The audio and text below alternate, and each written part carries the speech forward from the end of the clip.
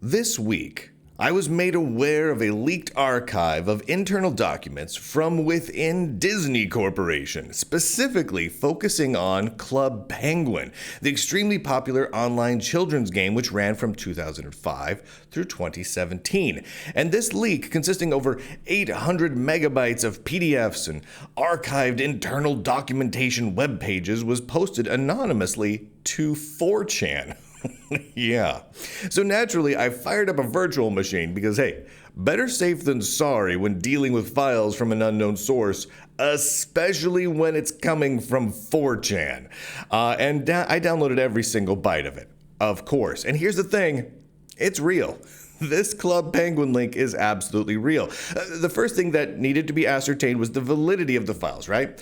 How accurate were they? Were these files truly from within Disney and the Club Penguin team? I mean, this is 4chan we're talking about. They are famous for being anonymous and pulling pranks. So you never know what you're going to get there.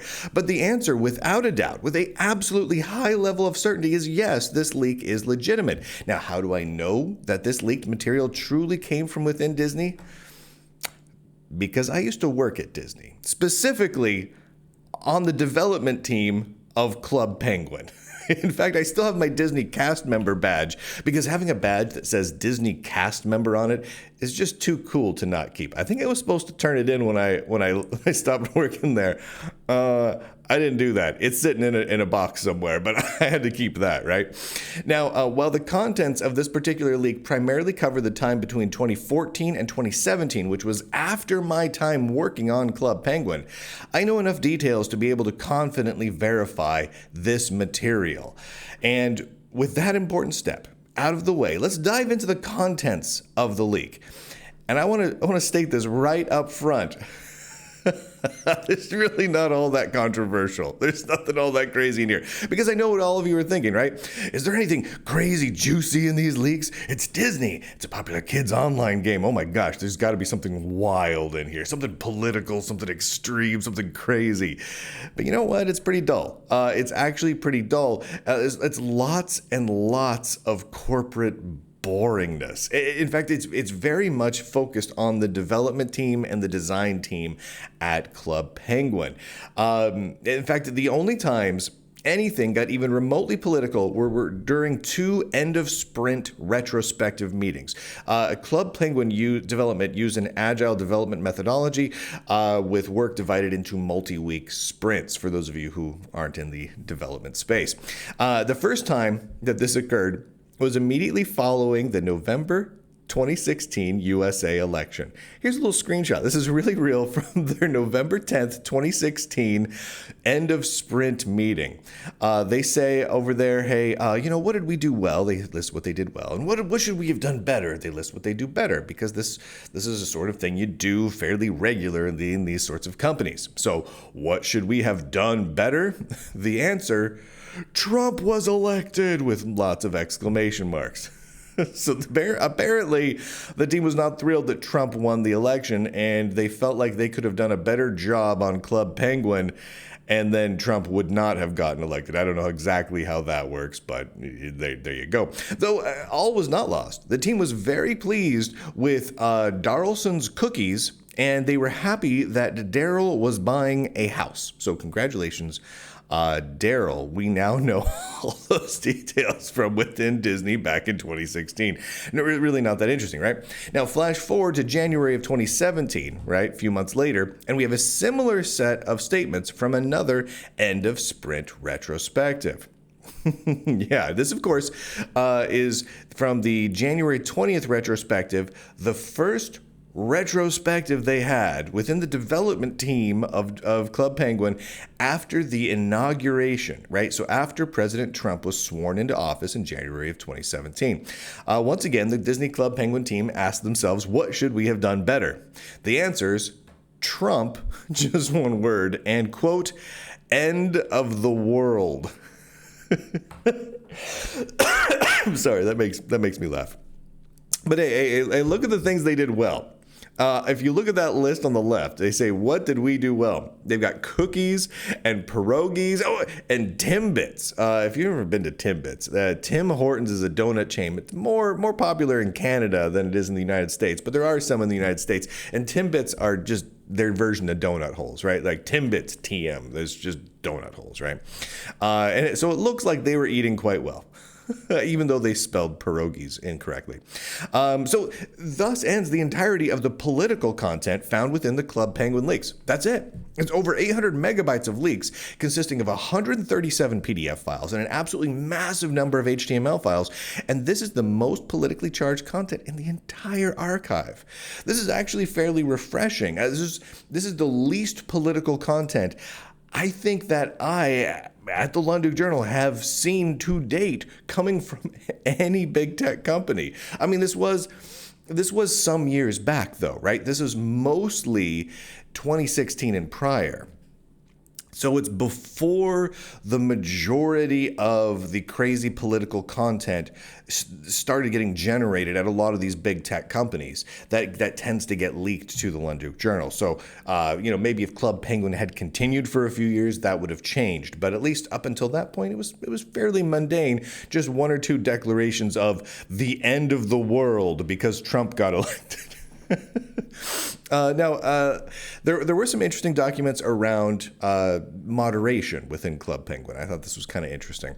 One of the difficult challenges in running an online system like Club Penguin for children is keeping things clean, family-friendly, and G-rated, right? This is very hard. No matter how much work went into limiting adult content, people would find ways to sneak naughty stuff into the game world, more often than not through the use of funky acronyms. Sometimes it would be older kids just being naughty. Other times it was literally adults playing Club Penguin and being gross. But it was hard to filter that stuff out and figure out who was who, right? So within this leak is a top 50 acronyms parents need to know, which contained a small portion of the known ones. Some of them were pretty wild, right? They would have a series of numbers and letters that would mean all sorts of things. The P911 means parent 911. So there's a parent right there. MOS, mom over shoulder. Don't say anything naughty. There's a mom over the shoulder. And then I won't repeat a lot of these because it was just all over the map. And it was just mostly nonsensical numbers and abbreviations so that they could get away with saying things that they weren't supposed to be saying. The inside of Club Penguin. Club Penguin had pretty strict rules about what you could say or do.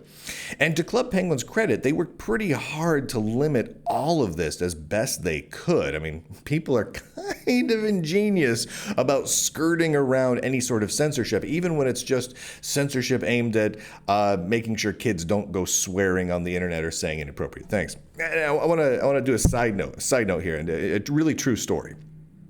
When I was working on Club Penguin, an issue needed to be handled where players would work together to arrange their penguin characters by simply walking around the world, right? Because it's a 2D, massively multiplayer game world. And you have these little penguins and you walk around the world, right? And you can be on the same screen at a coffee shop or an igloo or a town square with a ton of other penguin characters. And they're all just walking around, right? Well, they would work together to arrange the penguins on the screen into very inappropriate patterns. Now, I'm not going to describe those patterns to you. I'm sure you as an adult can use your imagination to figure out the pictures that some of these people were trying to make. And again, some of them were kids, some of them were older kids being naughty, and some of them were adults pretending to be kids, which is even worse, right? It's just weird. Now, the solution here that we came up with was to create a function that checked for the penguins being in a certain type of naughty patterns, right? So we had functions that were basically pattern recognition for penguins laid out in certain ways. And when it was detected that they were at or close to creating these sorts of patterns, we would shuffle the penguin characters all over the screen. So everyone would just go swoop, and they would be in a just completely random mismatch pattern. It wasn't a great fix, but it kind of did the job. Though, of course, naturally, some of these players just figured out what was happening, and so it kind of became almost a game for a while of them trying to make naughty pictures, and then, craziness, the hurricane hit, and it got all scattered all over the screen. what can you do? You do your best, right? Now, let's get into some of the development stuff here, right? Because I'm going to be very clear with you. This leak, I skimmed all of it, and I carefully read through a bunch of it, and boy, did it give me PTSD. So there are... filling this leak, end of sprint retrospectives, sprint planning documents, burn down charts, reports, and proposals. As I read through page after page of corporate, agile, busy work, I felt myself become increasingly stressed and annoyed.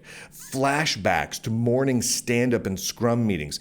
I was instantly back there in the Disney Club Penguin office, in that meeting room, under those fluorescent lights with those whiteboards, and feeling my soul slowly dying as I await my turn to give my daily update at the scrum meetings. It was, oh my, oh, no thank you. That's not a world I want to go back to. Here's part of a presentation from an end of sprint review. There aren't a whole lot of these particular PDF documents within this leak, but there's a few, and there's a screenshot from one of them. There's nothing here that Disney could even possibly claim harms them by being publicly published, but I wanted to show you a little bit here anyway. While there's nothing damning or incriminating in these leaks, I want to be clear about that. This all served as a visceral reminder of why I stopped working for Disney. As a software developer, I did not enjoy it. I did not enjoy it at all. Here's another screenshot. This one is a burn-up chart pulling data from Jira, which, for those of you who don't work in software, that is a bug and task tracking system. So if you don't know what that is, count yourself lucky. Jira is the worst. So I had to look at this, and now you do too. So there you go. That's a burn-up chart of Club Penguin pulled from data from Jira at the end of a sprint. Oh my gosh, kill me now. So I'll spare you from seeing the screenshots from the countless other charts and sprint meeting notes, because it's just corporate busy work, and it's awful, and it's going to give you all PTSD like it did me. Now, one of the few mildly interesting tidbits in this leak came in the form of emails, mostly between product managers, regarding the final days of Club Penguin, and when they announced that the service would be closing. Like, here's a screenshot of an email that was sent out, and they had to make some updates because things weren't 100% clear on when things would be closing, and who would continue to have accounts, and when new accounts would be available, and all that sort of thing. And when I say mildly interesting, even that is a bit of a stretch. This is all about as run-of-the-mill as it gets within the tech industry, right? This isn't crazy documentation here. It's just not that important, but I kind of wanted to publish this so you see it. And then most of this documentation of this leak is in the form of API documentation. Seriously, this is enough to make your brain melt, ooze out your ears, your eyes glaze over, and just fall out, and you die.